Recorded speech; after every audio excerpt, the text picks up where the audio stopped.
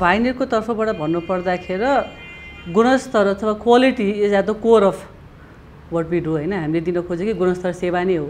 त्यही कारण पनि 2009-10 मा जब चाहिँ नि अरू टेक्नोलोजीहरू अरू सर्भिस प्रोभाइडरहरूले दिइरहेको बेलामै हामी चाहिँ नि हैन हामी चाहिँ नि अलिकति state of the art technology दिनुपर्छ नेपालमा, क्वालिटी इन्टरनेट दिनुपर्छ र क्वालिटी हाम्रो कोर अब्जेक्टिभ नै भएको भएर हाम्रो भिजन मिसनमै हामी क्वालिटी इन्टरनेट नेपालमा दिने भनेको भएर हामीले टेक्नोलोजी पिपल प्रडक्ट सबै चाहिँ नि पार्ट अफ द क्वालिटीको हाम्रो ऊ हो प्याकेज हो। हामीले धेरै कुरा चाहिँ नि के रिजल्भ गर्यौँ भने टेक्नोलोजी पार्टमा फाइबरमा गयौँ, अपग्रेड पार्टमा हामी अपग्रेड गर्छौँ हैन।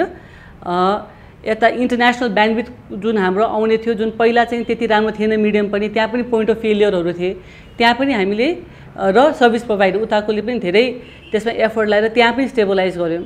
अब भनेको घरभित्रको समस्या छ, घरभित्रको तपाईँको वाइफाईको समस्या छ, त्यहाँ कसरी रिजल्भ गर्ने भन्दाखेरि अहिले मार्केटमा चल्ने अथवा टेक्नोलोजी अनुसार 5G राउटरहरू लिएर आउने हैन। त्यसले गर्दाखेरि कस्टमरलाई चाहिँ त्यो एक्सपिरियन्स दिने। सो हामी त्यसमा चाहिँ एकदमै तत्पर र हाम्रो डेली कामै कसरी हामी क्वालिटी बढाउने, कसरी हामी क्वालिटी सर्भिस दिने, हाम्रो सर्भिस रिस्पोन्स टाइम कसरी फास्ट गर्ने। पहिला हामीलाई तार काटिँदाखेरि हामी 24 आवर्स भन्थ्यौँ भने अब 4 घन्टामा कसरी गर्ने त 2 घन्टामा कसरी झार्ने त। सो डिबेट त्यसमै हो र त्यही अनुसार चाहिँ हामीले गुणस्तर पनि त्यसरी नै हामीले मेन्टेन गर्न खोजिरहेका छौँ। तर market is very sensitive to price. Price एउटा पोइन्टमा आउने बित्तिकै मान्छेले गुणस्तर हेर्ने भन्दा पनि पहिला प्राइस हेर्ने पनि हामी देख्छौँ ग्राहकहरूले पनि। बिकज प्राइस के हुन्छ त उहाँलाई अट्र्याक्सन एउटा आइदिन्छ यति प्राइसमा यतिको स्पिड यतिको ऊ भनेर। गुणस्तर त during the period of time तपाईले एनालाइज गर्न सक्नुहुन्छ त्यो सर्भिस प्रोभाइडरको हैन। किनभने हामी त भनौँ न एउटा सर्भिस दिने भने हामी 1 महिना 1 वर्षको सर्भिस दिन्छौँ हैन। त्यो सर्भिस एक्सपिरियन्स गर्न त पहिला त त्यति समयसम्म अथवा त्यति अवधिसम्म त्यो कस्टमरसँग बस्नै पर्यो। पहिला त प्राइसै एउटा अट्र्याक्सन पनि छ। अब नयाँ नयाँ प्लेयर आएको हिसाबले स्पिड वार प्राइस वार हैन र जुन मार्केटमा देखिन्छ त्यो त मेरो विचारमा कम्पिटिटिभ इन्भाइरोमेन्टमा हुने कुरा हो। मार्केट ग्रो भन्दा पनि त्यही कस्टमर अहिले तानिने एउटा देखिन्छ एटलिस्ट इन ठुल्ठुलो सिटीमा।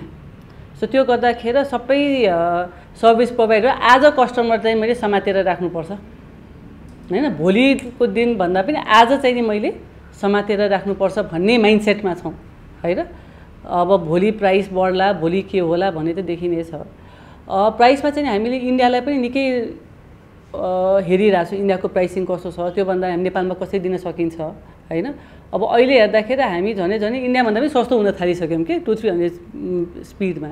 तर अहिलेको यो जुन होडबाजी छ स्पिडो वारमा चाहिँ यसमा सबै आइएसपीहरू पनि चाहिँ नचाही चाहिँ नि आफू लागेको चाहिँ देखिन्छ हैन। अब यसलाई एक किसिमको मार्केट करेक्सन चाहिँ नि हुन्छ जस्तो लाग्छ। एउटा पोइन्टमा पुगेपछि चाहिँ नि त्योभन्दा तल गयो भने त वी स्टार्ट टु कल्याप्स। एउटा मार्केट करेक्सन चाहिँ नेचुरल वेमा मार्केटमा यत्रो यो हरेक उसमा हुन्छ हरेक इन्डस्ट्रीमा हुन्छ। जब नयाँ प्लेयरहरू आउँछ हैन मार्केट कन्जेसन हुन थाल्छ त्यो भएपछि होडबाजी प्राइस वार त नेचुरलै हो। आइएसपीको प्राइसिङ पनि गाह्रो छ खास गरी प्राइसिङ मोडल निकाल्न पनि हैन। र जुन हिसाबले मार्केट ग्रो भइरहेछ they are so many component त्यसलाई हेर्नको लागि। सो त्यो बुझेर चाहिँ नि प्राइसिङ स्ट्रक्चरमा आउनको लागि कदम चालिएको छ र होपफुली आगामी दिनमा चाहिँ नि रेगुलेटरले त्यसमा गऱ्यो भने चाहिँ नि मार्केटमा राम्रै करेक्सन हुन्छ र then the service provider will focus more on the service. अहिले त सबैजना आफ्नो कस्टमर म कसरी बचाउँ भन्ने छ। भएको कस्टमर त कस्टमर आइएसपीले छोड्न सक्दैन हैन। प्राइसमा भए पनि जे भए पनि उसलाई त सस्टेन गर्न खोज्छ। अर्कोले त्यही सस्तोमा दिएको छ भने त उसले त दिन त खोज्दैन। तर नियमित संस्थाले आएर त्यहाँ मार्केट करेक्सन गर्नुपर्ने चाहिँ नि जरुरी छ।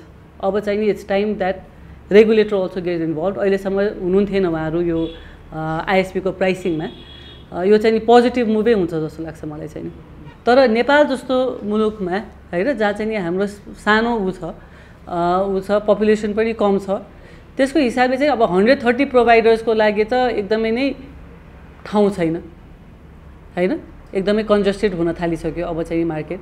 त्यो रेगुलेटरले अब चाहिँ सोच्ने बेला आइसकेको छ। एउटा टाइम हुन्छ जब डिमान्ड र सप्लाईलाई मिट गर्नको लागि फ्लोरिस गर्न दिन्छ भने एउटा टाइम आउँछ जब चाहिँ त्यसलाई कन्सोलिडेसन गर्नुपर्ने हुन्छ हैन। जस्तै हामीले ब्याङ्कमा देख्यौँ इन्स्योरेन्समा देख्यौँ सबैमा चाहिँ मार्केट कन्सोलिडेसन भए जस्तै आइएसपीमा पनि अब चाहिँ नि कन्सोलिडेसन लाई चाहिँ प्रोत्साहन गर्नु पर्यो। अब पूर्वाधार सेयरिङको विषयमा निकै नै छलफल भएको पनि हो हैन। यो छलफल भएको मेरो विचारमा 4-5 वर्षदेखि नै आएको कुरा हो। पूर्वाधार सेयरिङ गर्नुपर्छ, एउटा आइएसपीले अर्को आइएसपीसँग सेयर गर्नुपर्छ अथवा एउटै कमन कम्पनी बनाएर आउने कि त्यसमा चाहिँ नि हो एउटा ट्रस्टको इस्यु पनि होला। मेरो नेटवर्क मैले सेयर गरेँ, म कुनै नयाँ ठाउँमा जान्छु, त्यहाँ म एउटा भर्जिन एरिया छ म जान्छु, त्यहाँ म अर्कोलाई नेटवर्क सेयरिङ गर्ने कि नगर्ने हैन, आफ्नो स्ट्र्याटेजीसँग मिल्नु पर्यो। अब भएको ठाउँमा मैले अर्कोलाई दिँदाखेरि कसको सेयरिङ कसले गर्ने र त्यसलाई कसरी मापदण्ड बनाउने त। सो त्यो चाहिँ नि एक किसिमको प्रपर त्यसमा मापदण्ड र क्ल्यारिटी नभएरै हो हैन। कसले कोसँग कसरी सेयर गर्ने त, सेयर नगरेको अवस्थामा के हुन्छ त भन्ने कुरामा क्ल्यारिटी नभएको र even though all of them want to do, एउटा यो हो सबैलाई सेभिङ हुने कुरा हो पूर्वाधार सेयरिङ गरे भने, तर त्यो ट्रस्ट र त्यो एउटा मापदण्ड नबनेको हुनाले चाहिँ नि कसैलाई चाहिँ नि त्यो हुन्छ ल आजदेखि तिमी र म चाहिँ सेयरिङ गर्न थालौँ है, मेरो र तिमी सेयरिङ गर्ने भन्ने चाहिँ नि अहिलेसम्म देखिएको छैन हैन। मेरो इन्फ्रास्ट्रक्चर तिमी सेयर गर, तिम्रो इन्फ्रास्ट्रक्चर म सेयर गर्छु भन्ने स्टेटमा चाहिँ नि एक्सर्साइज भइरहेछ, तर खासै हामी केही कन्क्लुजनमा चाहिँ पुग्न सकेका छैनौँ। यसमा रेगुलेटरले बरु केही रोल खेलिदिन सक्नुहुन्छ कि भन्ने अपेक्षा हो। जस्तै अब क्लियरिङ हाउसको कन्सेप्ट आयो ब्याङ्कहरूमा हैन, विच इज एक किसिमको उनी हो नि त, पूर्वाधार सेयरिङै हो हैन। त्यस्तो केही रेगुलेटरले पनि तर आफै आइएसपीहरू प्राइभेट आफैले गर्नमा चाहिँ नि त्यो चाहिँ नि अलि गाह्रै नै होला।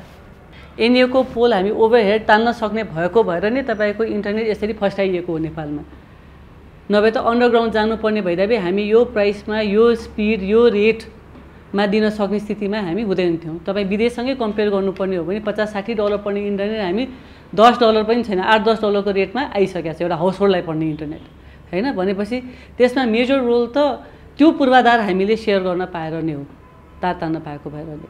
र अब भनेपछि त्यो त एउटा सेयर इन्फ्रास्ट्रक्चर भयो हैन। यो त खालि it is not just between NEA and the ISP, यो भनेको त जनतालाई हामी कसरी कुन क्वालिटी कुन प्राइसमा कसरी इन्टरनेट दिने त भन्ने विषयबाट आएको हो।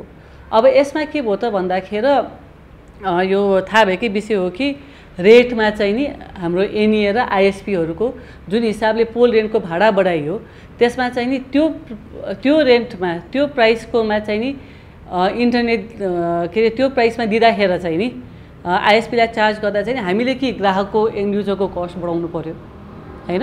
तर त्यही प्राइसिङमा चाहिँ नि आइएसपीले अब्जर्भ गर्न सक्ने स्थिति नभएको हैन, 6-7 गुणा नै बढेको हैन भएको भएर इन्टरनेट पोलको प्राइस र त्यो एकलौटी हिसाबले प्राइस बढाइएको, त्यसमा चाहिँ स्टेक होल्डर्सहरू इन्भल्भै नभइकन प्राइस बढाइएको स्थिति।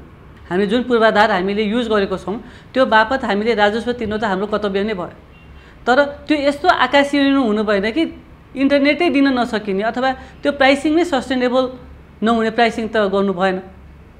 सो त्यसमा चाहिँ नि अहिले भइरहेछ, कन्फ्लिक्ट नै भइरहेको हो यसमा चाहिँ नि। र एनइएले चाहिँ नि अब यसकोमा चाहिँ नि कहिले आइएसपीको तार काटिदिने, कहिले हाम्रो बिजुली काटिदिने पपको हैन। सो त्यस्तोमा जानुभन्दा बरु रेट निर्धारण गरिदिनुहोस्, यति टाइम दिनुहोस् आइएसपीहरूलाई पैसा तिर्नमा, अनि आइएसपीहरूले प्राइस तिर्छ। तर त्यो नगरिकन चाहिँ नि अरू किसिमले दुःख दिइरहने र सर्भिस अवरोध हुने कामहरू गर्दाखेरि त अल्टिमेटली त ग्राहकै हो नि त, ग्राहकले नै हो दुःख पाउने। हुन त 13% बाट 10% झरिएको छ, 3% टिएससीमा चाहिँ रेट घटाइएको छ यो बजेटले, त्यसलाई चाहिँ हामी वेलकमै गरेका छौँ। तर त्यो भन्दै पनि आइएसपी इन्टरनेटमा तपाईँको लाग्ने कर भनेको जुन रोयल्टी मार्फत रोयल्टीको नाममा होला, आरटिडिएफको नाममा होला, टिएससी, भ्याट, कोर्पोरेट ट्याक्स, त्यो समग्र रूपमा हेर्ने भने तपाईँको झन्डै 30-33% चाहिँ नि करै लागेको छ हैन। यस्तो कर लाग्ने भनेको तपाईँको एकदम इन्टरटेनमेन्ट अथवा प्रोहिबिटिभ गुड्समा लाग्ने जस्तो कर चाहिँ तपाईँको इन्टरनेटमा लगाइएको छ। त्यसले गर्दाखेरि त ग्राहकहरूलाई त महँगो नै भएको हो। यसलाई वेलकम त हो 3%, तर हाम्रो हिसाबले चाहिँ अझ घट्नुपर्ने हो, टिएससी लाग्नै नपर्ने हो यसमा हैन। 33% is one of the highest in the region. अरू देशमा हेऱ्यो भने 18-19% छ भने हामी 33% तिरिरहेछौँ। मलाई एउटा वर्ल्ड ब्याङ्कको रिपोर्टरले सोध्नु भएको थियो, तिम्रो तपाईँहरूको कति छ त महिला युजर भन्यो। त्योभन्दा पहिला हामीले कहिले पनि त्यसरी सोचेका थिएनौँ। त्यो बेला हेर्दाखेरि हामी 25% जतिकोमा रहेछौँ हैन। यो भनेको 2016 को हो हैन, मैले आफ्नै डेटाबाट भन्छु। अहिले आएर हेर्दाखेरि चाहिँ नि हामी 32% चाहिँ नि देखिँदो रहेछ भनेपछि 4-5 इयर्समा पनि एउटा इन्क्रिमेन्ट चाहिँ नि अब देखिन थालेको छ। हो यो अझ पनि कम छ तर एक किसिमको चाहिँ नि एउटा अपटिक चाहिँ नि अहिले देखिन्छ। भन्नुको मतलब महिलाहरू हुनुहुन्छ उहाँले पनि युज गरिरहनु भएको छ हैन। सानो सानो माइक्रो बिजनेसेसहरू जुन महिलाहरूले गर्नुहुन्छ उहाँहरू पनि अहिले डिजिटल जानुभएको छ हैन। सबैजना इन्स्टाग्रामदेखि लिएर यताउतिमा आफ्नो पसल सञ्चालन गर्नुहुन्छ भनेपछि त्यसले गर्दाखेरि चाहिँ युसेज चाहिँ देखिन्छ। तर त्यही भने नि यो सोसियल इकोनोमिक इम्प्याक्टलाई तपाईँले नसुधारेसम्म यो इन्टरनेटमा पनि त्यसको रिफ्लेक्सन चाहिँ त्यही नै देखिन्छ। जस्तै हामी के हेर्नु पऱ्यो भने पनि हामी कहाँ कस्टमर सर्भिसतिर हैन, सेल्सतिर उसमा धेरै हुनुहुन्छ पनि कोर टेक्निकलमा चाहिँ महिलाको के पार्टिसिपेसन एकदमै नै कमै देखिन्छ। अब यो हुनको लागि मेरो विचारमा जुन चाहिँ नि हाम्रो we have to go back to our education हैन। आइटी भनेको रिलेटिभली नयाँ फिल्ड हो। जस्तै तपाईँको बिजनेस, फाइनेन्स, मेडिकल भन्नुको भन्दा आइटी चाहिँ रिलेटिभली न्यू फिल्ड हैन। आइटीमा रोल मोडल्सहरू देख्न पनि कम छ किन महिला रोल मोडलहरू देख्न पनि नम्बरै पहिला कम देखिन्छ भने पनि त्यो तलको जेनेरेसन फेरि एस्पायर गर्नको लागि आइटीमा रोल मोडल्स पनि कम भएको पनि उहाँलाई त्यो थाहा नै छैन। धेरैलाई अवेरनेसको कुरा छ आइटीमा के हुन्छ। जस्तै तपाईँको बिजनेस पढ्दाखेरि म ब्याङ्कमा जान्छु भन्ने धेरै अहिले त ब्याङ्कमा तपाईँ देख्ने निकै महिलाहरू देख्नुहुन्छ किन त्यो भन्दाखेरि त्योभन्दा अगाडिको जेनेरेसनले एउटा बाटो देखाइदिएको छ, एउटा यो पनि एउटा प्रोफेसन हो भनेर देखाइदिएको छ। त्यो चाहिँ आइटीमा अलिक कमी छ। तर ह्याभिङ सेड दैट अहिले ओभर द लास्ट 4-5 इयर्स हामी अलिकति ग्रोथ देख्छौँ। तर त्यो गर्दाखेरि पनि अब यो हामीले यो स्कुलदेखि नै मिलाउनु पर्ने हो कि आइटी पढ्नको लागि साइन्स पढ्नु पर्ने भनेपछि यो हाम्रो स्टेम जुन भन्छ नि साइन्स, टेक्नोलोजी, इन्जिनियरिङ, म्याथमेटिक्स त्योदेखि नै मिलाउनु पर्ने छ। अब बिस्तारै अब अहिले त we have so many software companies अहिले हैन, नेपालमा पनि सफ्टवेयरमा छ, आइएसपीज, टेलिकम। अब यहाँ चाहिँ नि अझ महिलाहरू माथिको म्यानेजरियल पोजिसन अथवा सिनियर पोजिसन्समा देख्न थालेपछि उहाँहरूको स्टोरीहरू सुन्न थालेपछि चाहिँ नि बिस्तारै त्यो तलको जेनेरेसनले चाहिँ नि एउटा अस्पायर गर्छ to come to IT. Class 7-8देखि जब तपाईँहरू एउटा करियर चुज गर्ने फेजमा हुन्छ 9-10मा म साइन्समा जाउँ कि यसमा जाउँ, आर्ट्समा जाउँ कि बिजनेसमा जाउँ भन्ने त्यो फ्याकल्टी चेन्ज गर्ने बेलामै चाहिँ नि उहाँले एउटा आइटीलाई एउटा करियर प्रोस्पेक्टबाट देख्न थाल्नुभयो भने they we will see people lot of women coming to IT.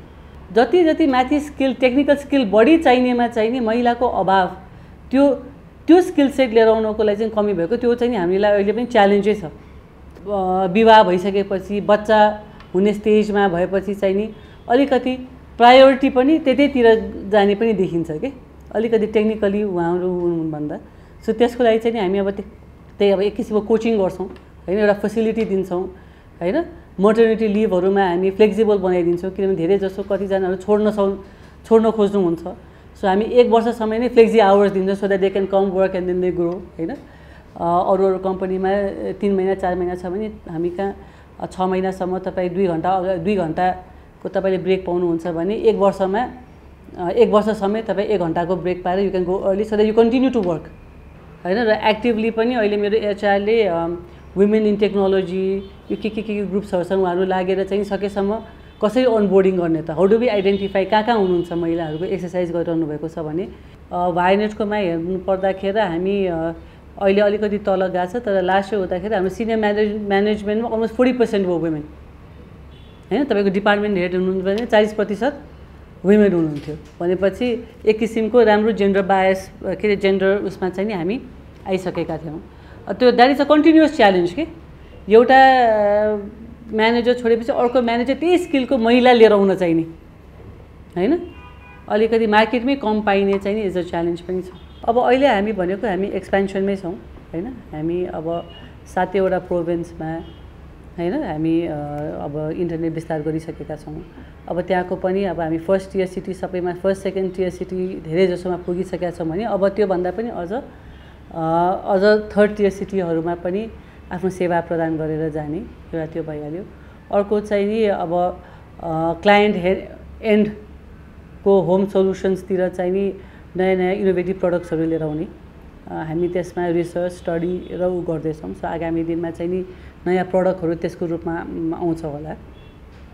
अर्कोमा भनेको हाम्रो सपोर्ट अझ कसरी अझ चुस्त कसरी बनाउने हैन क्लाइन्टसँग अझ कसरी रेस्पोन्सिभ हुने भन्दाखेरि त्यस्तो टुल्सहरू कसरी डेभलप गर्नेमा सो हामी हाम्रो R&D पनि त्यस्तो टुल्सहरू डेभलप गर्न जसले गर्दा चाहिँ क्लाइन्टलाई हामी उसले इन्टरनेटको गुणस्तर बिग्रिनुभन्दा पहिले हैन या एक्सपिरियन्स डिग्रेड हुनुभन्दा पहिले हामीले के गर्न सक्छौँ हामी मोनिटरिङ गरेर के सेवा प्रदान गर्न सक्छौँ कि सक्दैनौँ भन्नेमा छौँ सो हामी चाहिँ नि अहिले भनेको चाहिँ नि हामी बेस्ट डिजिटल एक्सपिरियन्स कसरी दिन सक्छौँ हाम्रो कस्टमरलाई हैन सो त्यस्तोमा हामी लागिरहेका छौँ